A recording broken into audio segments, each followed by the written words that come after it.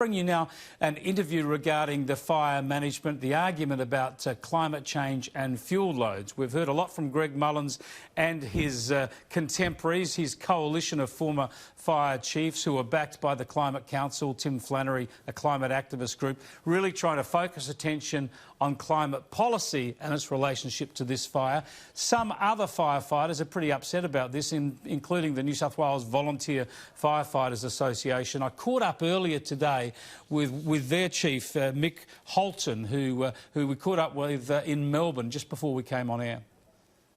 Mick Holton, thanks for joining us. First up, I want to know how you would describe the current bushfire situation in New South Wales. Is it as bad as you've seen? Oh, absolutely. You know, we're paying the price now for lack of land management. It's that simple as far as we're concerned. There's a lot of former fire chiefs led by Greg Mullins who have been putting the blame on climate change, demanding climate change action. What's your view of their intercessions?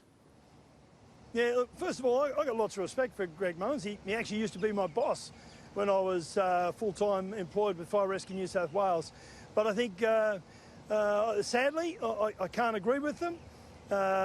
You know, out of respect for them, they're missing the main points, and that is that we've got lots and lots of fuel. As firefighters, I just find it so hard to, you know, to comprehend how they could not accept the fact that without fuel, if there was zero fuel, there'd be zero fire. It's as simple as that. If there's less fuel, there's less fire. Obviously, any summer you're going to have fire challenges. Often the season is earlier in northern New South Wales, especially. You get the winter, you get the drier winter, so you get bushfires in spring and early summer, and then you're looking for those summer rains. So the drought's played a big role, but you're saying it could have been alleviated if there'd been better fire management, better fuel reduction over the winter, over the years? Yeah, that's exactly what we're saying. We've tried to separate this from the climate discussion or debate. You know, there's no doubt about it that humans impact upon our climate. We're not denying that. What we're saying is that land management is a key element to us protecting ourselves from the threat of wildfire and the destruction that we're seeing, which is phenomenal at the moment.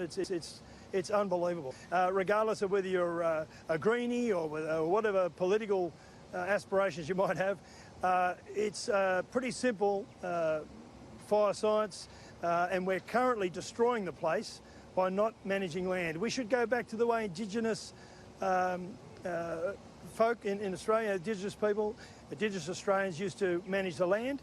You know, there's lots of documentation to support this idea of land management, and for the fire chiefs that say that the window of opportunity is narrowed, I can't agree with that. You know, I live in the high country in New South Wales where there's plenty of snow on the ground at times, and with the dryness that we had in this last winter, we could have been burning around my area in the middle of winter, but because of the bureaucracy surrounding hazard reduction, burning's often made difficult.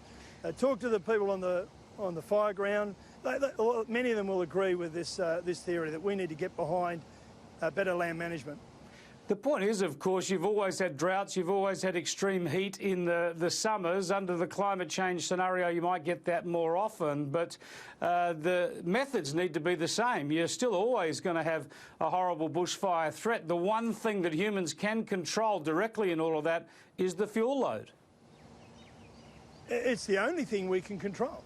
We can't control, I mean, even if we do take the advice of those fire chiefs and we start to change our ways to improve our climate, we're still going to have to live with what we've currently got for a period of time. I mean, I hate to think how much carbon's being released as a result of these major fires. So we do have to do something. You know, storming Parliament House with banners on improving the way we you know, treat our environment and our climate, and controlling you know, our CO2 is not going to help us right now. It's not going to help us next year. It's going to take some time. So we do, regardless of where we sit with climate change and the climate change debate, we have to start managing land. Do you fear that these fire commissioners, these activists, Greg Mullins and the like, are actually using the bushfire crisis to push this political climate change message? Well, I'm not sure about Mr Mullins himself, but I know from a fire service perspective, I do get concerned about firefighting becoming big business. We look at all the expense of very large aircraft. I now see a situation where I did see a document sent to me last night that was calling for overseas help from paid forest wildfire fighters. And it concerns me that we've got volunteers out there who don't even get their costs covered. They've been complaining about lack of respiratory protection. I think they should be given a choice in that area. We don't pay them any wage, and they're flat getting any support from New South Wales government, yet we're talking about importing firefighters from around the world. So to me, we've got to start looking after what we've got here. We've got to start looking after our bush. It's too late now for this year. So let's hope we get through this year without too much death and destruction, but we're already seeing that. These are scary times. We need to support our volunteers. We also have to challenge this concept of 70,000 firefighters. New South Wales Rural Fire Service says we've got 70,000, which is a joke. We don't have 70,000 people who can put the wet stuff on the red stuff. That's why we're having to import them. About engaging some of these firefighters from Fire Rescue New South Wales, we're not doing that enough. We've got retired firefighters that would probably come out of retirement to help us. There's lots of avenues that we could use to get the support to help get us through this fire season. Mick Holton, thanks so much for joining us. Thank you for having me on board.